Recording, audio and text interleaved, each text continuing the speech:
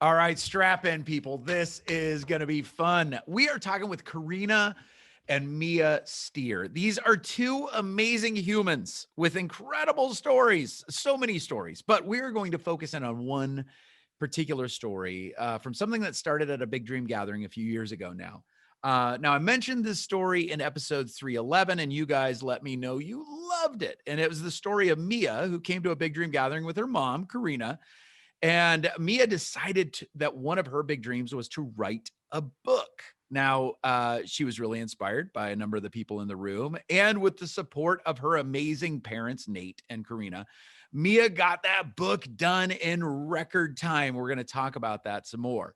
But I can tell you, after I shared the story on episode 311, her mom, Karena, reached out with an update. And once I heard that, I was like, oh my gosh, we got to have you guys on the show because you have to. Dream Think Doers, you have to hear the rest of this story. It's a great example of what can happen when you give yourself that permission to pursue a dream, because you just never know where it might take you. So let's get to this. Karena and Mia, welcome to Dream Think Do.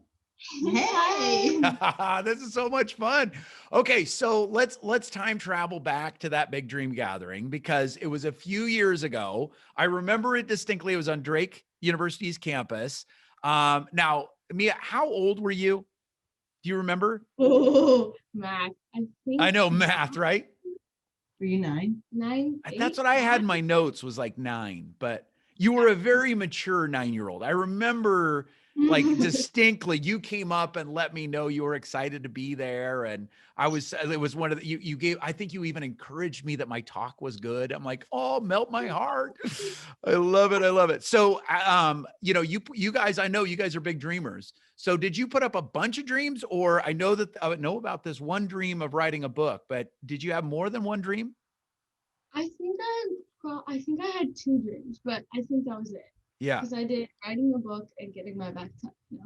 Oh, Yeah. gymnastics. Yeah, I had a gymnastics dream, but writing the book Nice. was like the big dream that I put up there. I love that. So you're a 9-year-old and you write, I want to write a book. Now, was that scary? I mean, that's a big dream for a 9-year. That's a big dream for anybody, but that's a big dream for a 9-year-old. Did that scare you to write that down? I think what helped me was being a 9-year-old and not comprehending like the amount of effort that it took to put into writing. That's exactly. That dream is so great when you don't know how much work it's going to take, right? That's exactly right. Now, when you wrote it down, did you think that was a dream you were going to pursue when you were 25 or 45 or 75? Or did you think, gosh, this might be something I do right away? So at the beginning I was like, okay, so I'm not gonna do it now. I'm 9. But then after, I feel like I started looking at my thing and there was a lot of encouraging notes, and I think that motivated me to actually get it done. Yeah, I remember that. That was awesome. Karena, do you remember that? Because I remember you came up and showed me that dream sheet and it was so beautiful.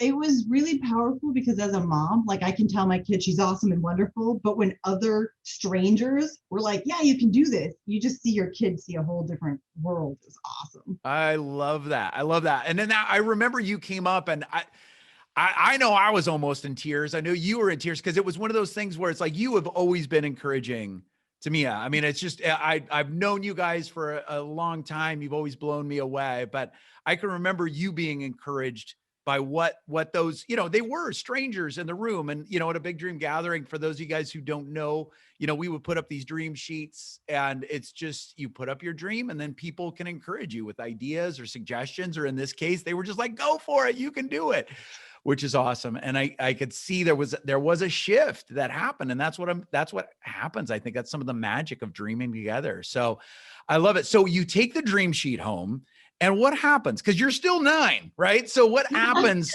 Did you guys start talking about go ahead? How did you decide to go ahead and start? Oh, that's a good idea. Or good thinking words. Okay. I don't like distinctly remember it because I was like, yeah, because that was how many years ago now? Like, I'm going to ask you to do more math. How about this? Was that 5 years ago? Isn't that crazy? Whoa. Seems like just yesterday, but 5 years ago. That's nuts, right? So, but you got to work, because I think that big dream gathering was in maybe March or April. So, I mean, you guys got to work. So what happened there? How was it to write that book? I think we started with like, the basic school outline. You need your characters and your story and your setting and your plotting, which felt like effort because I had already do that in school or did Yeah. that in school. But like I think we started with that. And then didn't we start with like writing a chapter every night? Like before I went to bed, we would like write a chapter of the little book every night. And then just the more and more it went on, like we got more detailed. Is Yeah. that a word? Like we Yeah. looked into it more. But yeah, I think it was starting the outline really helps you like decide when it's getting done and what's getting done when it needs to get done. Yeah. Having deadlines and stuff. That's awesome. And I know, Karena, you were on board the whole time. I know so much of it was Mia's effort, but you walked alongside her. What was that like? Was it exciting? Was it scary? What did that feel like? The hardest thing is to stop being an adult because I was like, okay, let's set a goal because me, like I'm all goal oriented, Right. and I was like, when do you want to have the book done by? And I think for some reason she had been hearing about the 4th of July, so she was like, the 4th of July, and I was like, but that and my adult brain is like, we can't do that, and then the part of me just said, well, shut up, you know what I mean? And so to just bite my tongue and be like, if she believes we can do it, we can do it. So we got out a calendar, and I'm like, so we're writing a chapter a night. That's cool. That's doable. Sure. Why not? Right. That is amazing. I love that. I think that is so true though, because that practical adult brain can step in and say, well, that's not realistic. Should you even do that? All those kinds of things. But you guys just said, let's try it. Why not? Right. And did you beat that deadline? Because if I remember right, you guys had the book done in June, if I remember right. Yeah, I'm trying to think. Well, yeah, because then it was like, okay, so is it like the last dot goes on July 4th, or is it's been reviewed and looked at, set to get published on the 4th of July? No, she wanted it like sent to get published by the 4th of July. Done. So, yeah, that's I think amazing. she was ready to be done with it. She's like, it's summer. I want to go to Adventureland. Leave me alone. Exactly. Get out of my way. I want to be done with this project, which I think anybody that's written a book knows exactly what you're talking about, right? It's just let's just get it done and get it out to the world. What was it like to hit publish? Was it scary? Was it exciting? I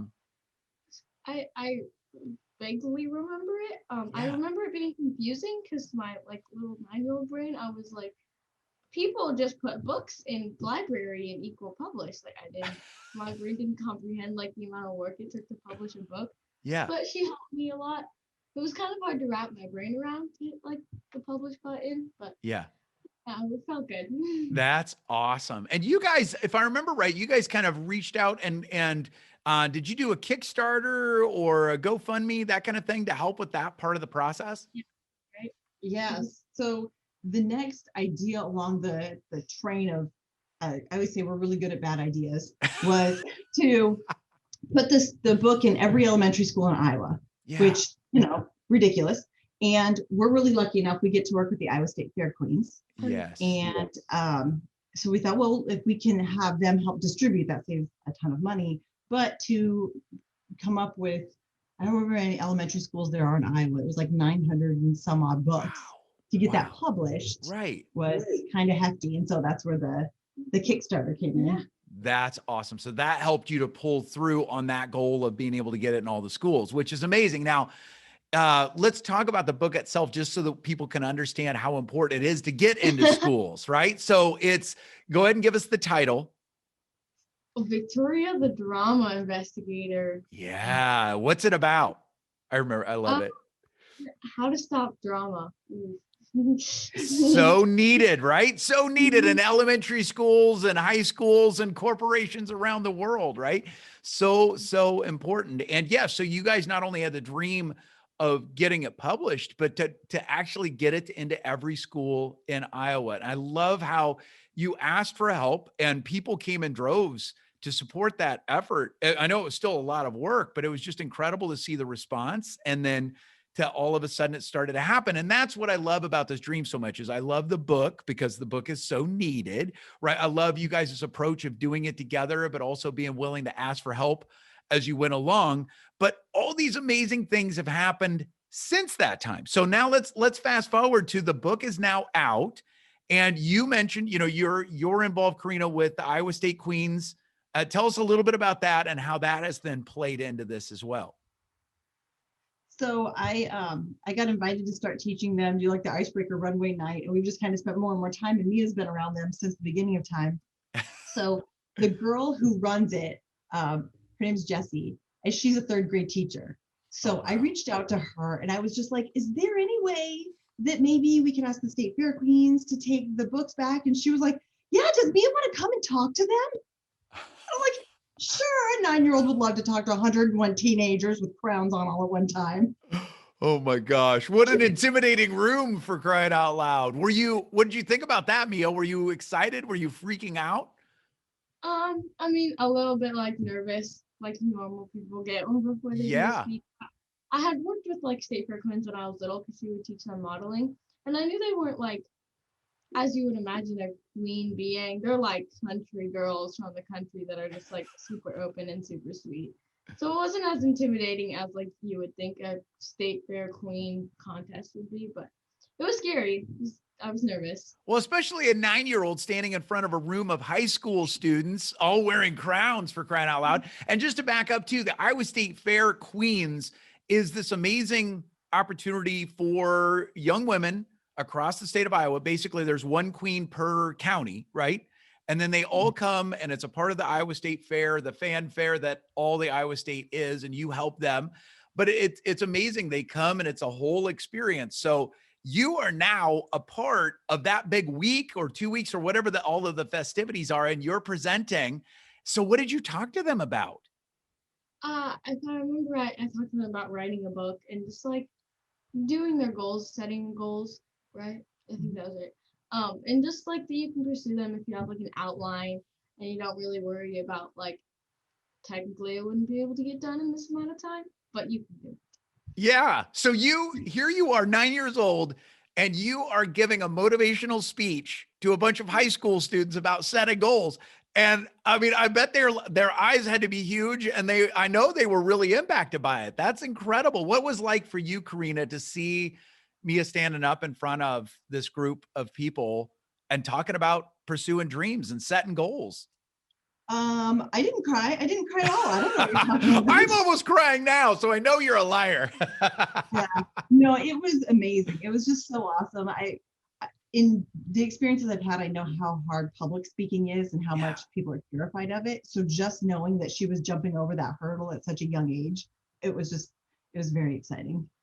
That's incredible. And the State Fair Queens, if I understand it, really did help you in this effort to then start spreading the book around. Yeah, they did. So they took I think we had envelopes with the books that they needed, and they took their books back to their town after this whole state fair was done, and they handed them out to their kids. And I know a couple of them would go into the elementary schools and read them books. That is incredible. What's it like to think about your books being in so many different elementary schools where kids are still reading them? They're going to read them for years and be better at handling drama because of all that effort. What's that like? What's that feel like? Oh, I don't know. I mean, like, it feels cool. Don't really think about it on the daily though. Like, it's not something I'm like, ooh.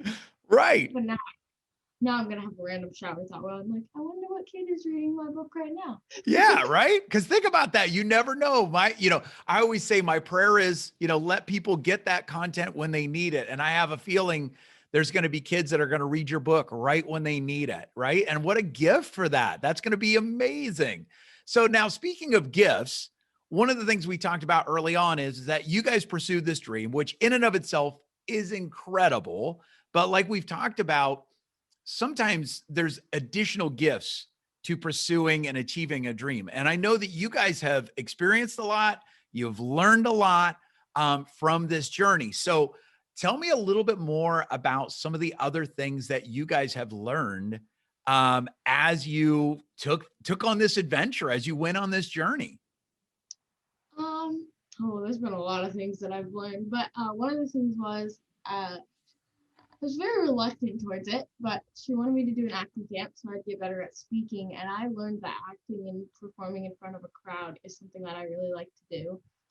I'm trying to think what other things. Well, I think that let's hone in on that, because I mean, Listen, because how old are you now, Mia? I am 14. 14. Good Lordy. Okay. So you at 14 have already done things that grown adults would never choose to do if they could ever avoid it. Standing in front of people and doing public speaking, and now doing acting. It sounds like you have really fallen in love with acting too. I mean, I'm sure there are grown adults, longtime dream think doers, their jaws are hitting the floor going, oh my gosh, this girl's doing stuff I would never think I could do. So that's amazing. So was it scary to start acting, or did that kind of also, you just stepped into it and figured out you loved it? So I think that like going to the acting camp like the first day was like, oh nope, I don't like this. Like, but but once we started like getting into like actually having the play down, and when everyone had their lines memorized, and you Yeah. went from like less of like reading off of the script and more to acting, I think that's when I was like, oh, I like this. Like this is fun. This is something I can get into. That is awesome. And again, that's so it's such the picture of what happens for folks that usually passions and epiphanies and big breakthroughs happen on the other side of fear, right? So you had to push through that first day of acting camp to realize this is actually something you love and it's something you're good at. But it also sounds like, I mean, you had an incredible experience. If I'm remembering right from your mom's notes, you had this incredible experience of not just doing one talk to a group of queens, but if I'm and we keep coming back to math for crying out loud, but if I'm reading this right, you spoke to 60 plus classrooms in less than 30 days. How is that even possible? And what was it even like? Okay. So it was difficult, tiring, but Yeah. it was really fun. So one teacher reached out and was like, hey, do you want to speak to our classroom? I think of third graders. And I talked to them. I was like, oh my gosh, I love speaking to little kids. So I got this like huge long Excel spreadsheet of like all the schools in Iowa. And I emailed all the teachers, who applied, and we had a website signed up so that they could like fill it out or like set up a time for me to come speak. It was a lot of talking and a lot of repeating, which I Sure. think acting definitely helped with that, like keeping the motivation and keeping it interesting for each classroom, other than like wearing myself out and by the end class. But so I would go to their schools and I would speak to like let's see, it depended on which school I went to, but there was a school where I think I spoke to like every classroom of one or like preschool through fifth. You did 12 in one day. Yeah, I I remember did that. 12 Holy classrooms. moly. So like you're actually physically going to those schools. When I saw this, I'm like, well, maybe she used Zoom. Like, how is that even possible for crying out loud? That is an incredible, that's a world tour, my friend. That's incredible. Yeah. It was really fun, and a lot of the schools were super nice, and their kids were very fun to talk to. They kept it entertaining. We got to do, what was that dance called? The Tootsie Roll with one of the little kids' classes. Oh my gosh, my favorite thing. That's hilarious. I love it. So let's just back up here for just a second. So so one teacher reached out and said, hey, would you come and speak to my class? You did that and you found that you really enjoyed that, third graders. And so you got the idea, well, what if I reached out to more schools? And it's you guys got the list of all the schools in Iowa and you just started reaching out yourself to Yeah, teachers, principals, all of that, and they started saying yes, which is yeah. incredible.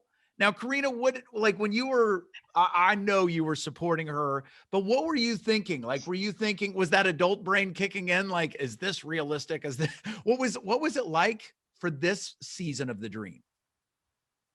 Oh, what? Because my first thought is, I can't take a month off of work. You can't take a month off of school. We can't stop life for a month. But Right, literally through this whole thing, she was still like, she's in public school. She was still going to school. She was still going to karate. She was still doing gymnastics. So like life didn't stop. right. Um, the mass emails, I think the hardest thing, true, just being honest, Yeah. was that she typed the emails, and her writing is not always the best. And me being a perfectionist wanted Yes. so badly to go in and correct it, but I was like, no, this email to the principal needs to know who's coming. You know what I mean? Like, Yeah. and if I write it myself or if I try to, that wouldn't work out well. So she typed, she did the template, she typed it out. And we just, went to town emailing all of them. And then when they would reply, she was replying to every one of those emails, and it was learning the math. You can send 100 emails, you get 2 replies. You send the next, Right. And then those kind of fizzle. It was watching her build a You Can Book Me and just all these different steps. Like, You Can Book Me. Yeah, And right. then just get on the road, like, here we go. We're driving to a different school today. And what did that feel like? What was it like to do that world tour? You guys should have had concert t-shirts, for crying out loud. That's incredible. What was that like to walk out together? Because I would imagine it was amazing, but that's a lot of work too. It was super fun. Loved it. My favorite thing was probably like seeing the different schools and like comparing them to my own school. I mean, I technically was in school all day. I missed a lot of school, but I learned at their school. So I think there you go. Yeah. Yeah. The biggest like takeaway, I would say, like the best thing out of like speaking to all those schools was going to getting to go to what was that school called? Mitchellville. Like when seeing how their school, I feel like this inspired me so much more because this was like towards the beginning of my speaking. Their school, the way they teach their kids, like they had a blow up bouncy house to show them how to do this, like the star constellation. Oh wow. None of their seats, like all of their classrooms don't have regular seats, and they have like high seats and low seats, and like just like it's getting to see how different schools work. Yeah. And getting to meet the kids and talk to the kids. And I think they had a garden out back where they grow all of their food for school. Wow, that's incredible. And isn't that fun though? Like that as you're pursuing this dream and helping others, obviously there's a ripple effect, but you're also learning as you go, which is incredible. I mean, talk about life lessons. Geez Louise. So that is incredible. Now, I do want to take a second and speak to something too, because I know, Karena, you let me know that, along the way, Mia, you've kind of realized this process has helped you to realize that you've got some learning giftings and some learning challenges as well. And I think, when people hear the story of what you guys have achieved and what you've done, they're probably like, oh my gosh, she doesn't have a care in the world. This kid's got no problems, no challenges, but you've really had to face some challenges as you've done this too. You guys can both tell us a little bit about kind of what you've learned about some of those learning challenges and learning giftings that you have.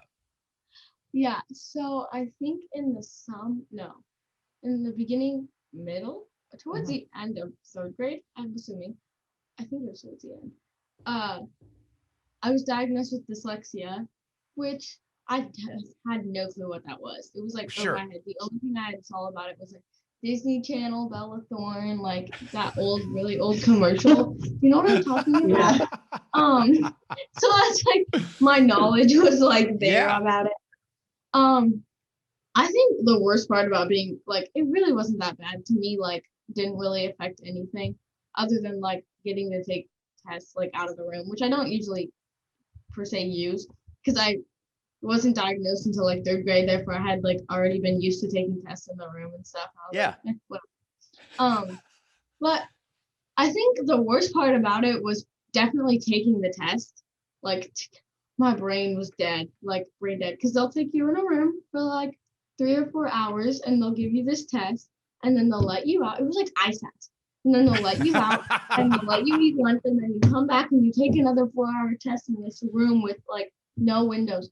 Yeah. So these assessments to help you figure out whether you've got dyslexia, all those things are grueling. I'm with you on that. That's incredible. And so you got this diagnosis. What was it like to hear that for you, Karena? Did it help? Like, what was that experience like for you? It eased my mind. So technically it's dyslexia, dysgraphia, and dysnymphonesia, which means reading and writing, and her letters go backward. So when she would write, her handwriting never got better, and she would keep misspelling things. And so the awful mom I am, one summer, I was like, we're getting a line dotted paper and you're going to get better at writing. Like, you're going to do this. And then I remember one time I sat down, I was having her read to me, and I realized she's just making stuff up. She was improvising the stuff that she didn't know. And I realized the original improv actor, right? Like, I'm just going to try to snow mom. Yeah. No, she was doing it with her teachers. That's why her teachers didn't realize it, because she would just make stuff up and go with it and like, yeah, I'm good. I'm totally fine. I was like, wait, this doesn't work.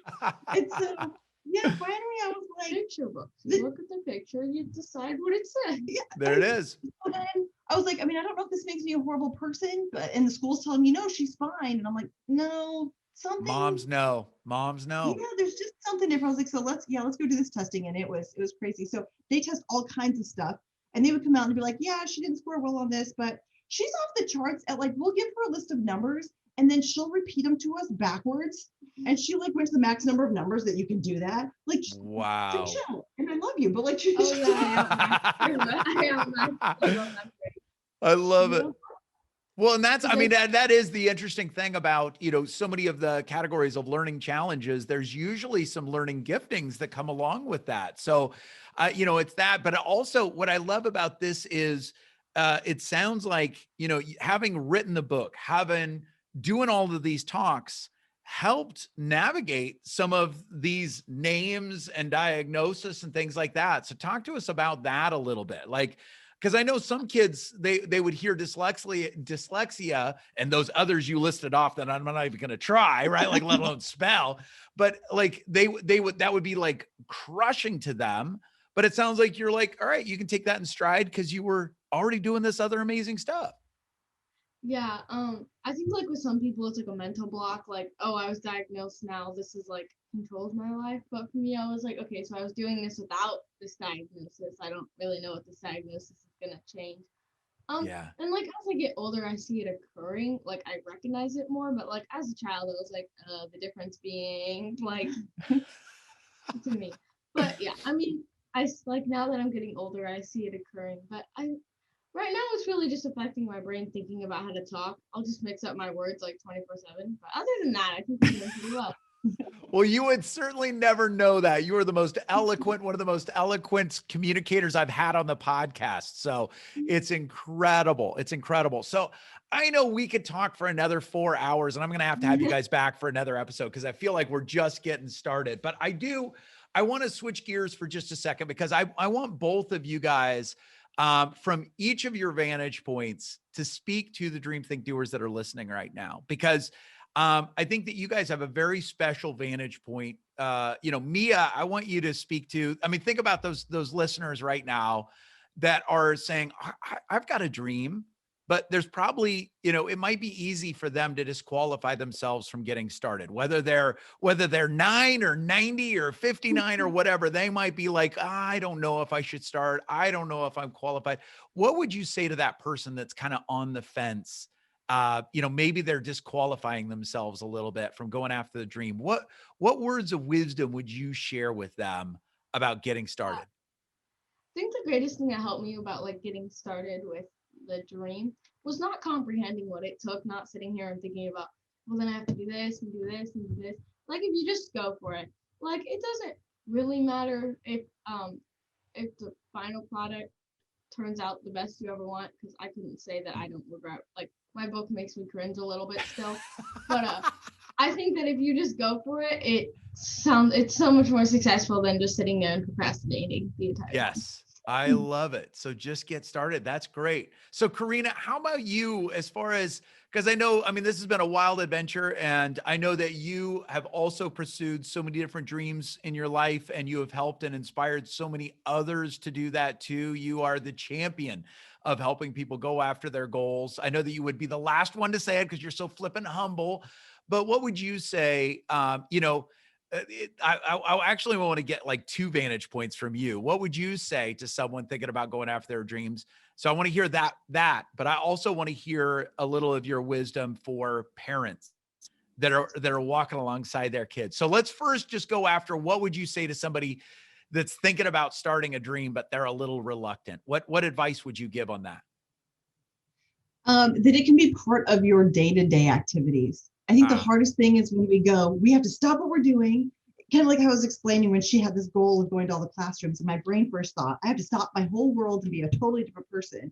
But you really can, when you come up with this dream, you can go, how do I work it into my day-to-day plans? And you really can add it and still be a normal person and have your dream happening at the same time. I love that. I think it's so true, because I do think that there's a lot of people that say, oh, well, to go after this dream, I'd have to quit my job. I'd have to sell my house. I'd have to, you know, whatever. And some dreams result in that, but there's a lot of dreams where you can start small and add it into what you're doing in the day. And even with 15 minutes a day, it's amazing what can get done. So I love that. Now, I want to come back and get I want to tap into the other side of your brain, that parent brain, because I would imagine there's a lot of people that are listening that are, their kids have got dreams.